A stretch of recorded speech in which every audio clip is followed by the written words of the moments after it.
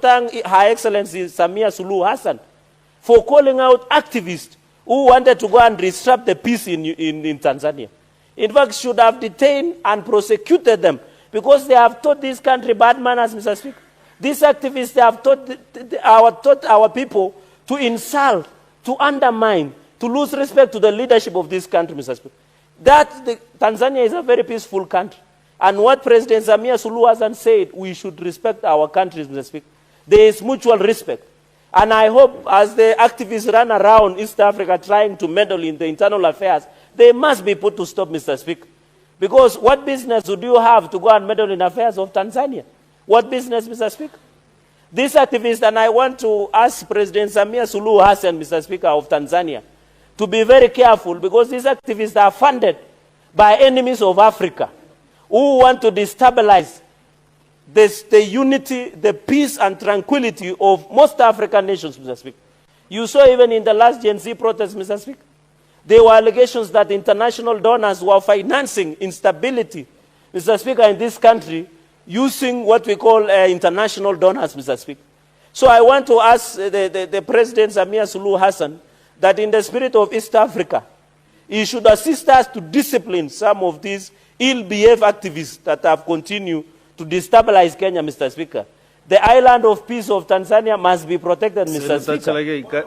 Senator Chergai. And our finye kabisa. Senator Chergai, can you relate what you are now discussing with the Division of Revenue Bill? Can you relate the two? Because you okay, I'm trying to relate.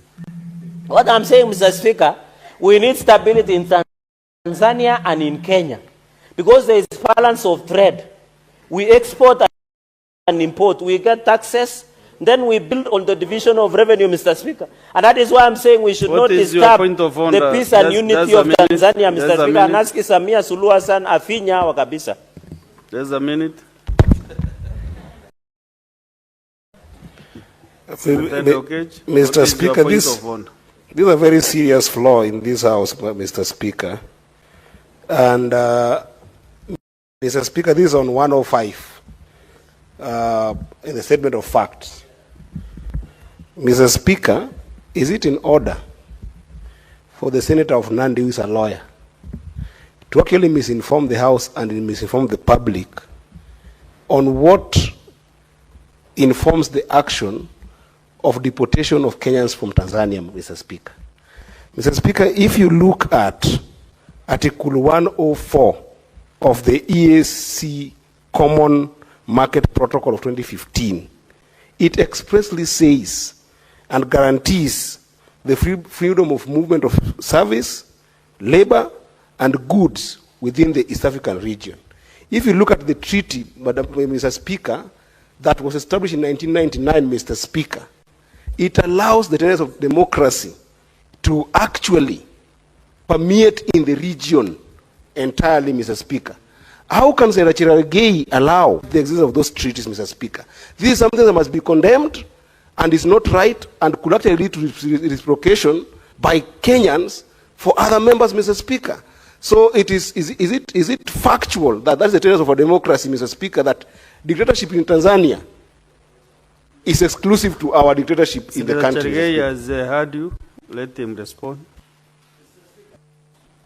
The Senator Eddie should withdraw and apologize. There is no dictatorship in Tanzania because they do elections regularly. Correct. So it is very wrong. Mr. Speaker, I wanted to answer point of order. And after 1 minute? Yes. So he must withdraw and apologize because Samia Suluhu Hassan, president, she has been elected to be in that office alongside the late Magufuli. Number two, under the EAC treaty, it talks about goods and services. Martha Karua and other busybody activists are not defined as goods and services. Unless I got it, the treaty of 1999. Goods, services and labor. And which labor was a busybodies activist? The Martha Karua and Boniface were taking to Tanzania, Mr. Speaker. And NGO money and cloud chasing in TikTok and Facebook, Mr. Speaker. Mr. Speaker, with those many remarks, I submit and I pray that we go to mediation, Mr. Speaker. Mr. Speaker, I shall not be intimidated.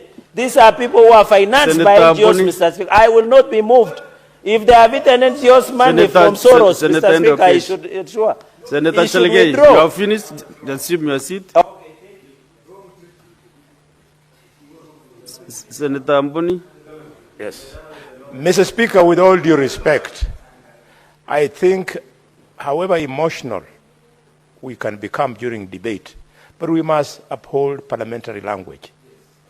Mr. Speaker, Mother Karua is an honorable member who has served this republic not only in this house, but also in cabinet. And Mr. Speaker, Mother Karua was one of the engines behind the success of the promotion of the fast tracking of the East African community. Mr. Speaker, for the Senator of Nandi to call Mother Karua and Professor Willie Mutunga as busybodies should not reflect anywhere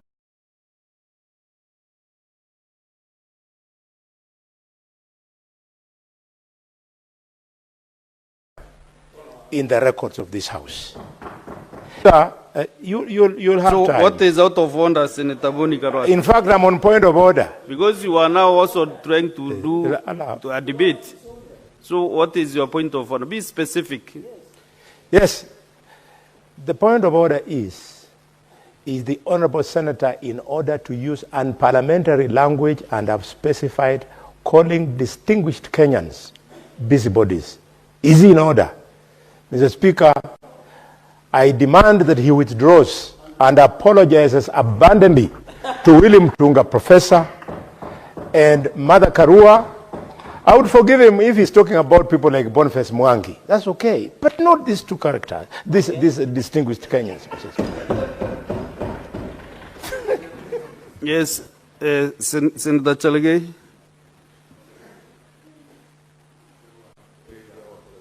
Mr. Speaker, I just say busybodies. People are busy. In fact, I am better than President Samia Suluhu Hassan, who say viumbe.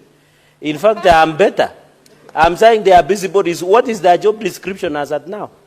They are former, so, and we know what they are trying to achieve. These are activists who actually, want to Senator Mboni Karua, your point of order is on standing under 122. Yes. 122, 1B. Yes.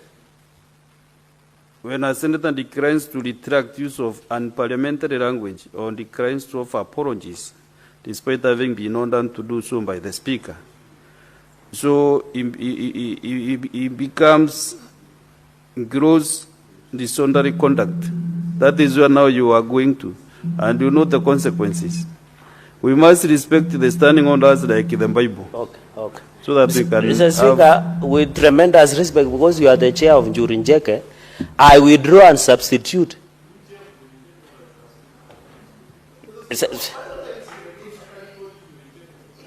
It's a respected house of decision among the Ameru community. It's a yes.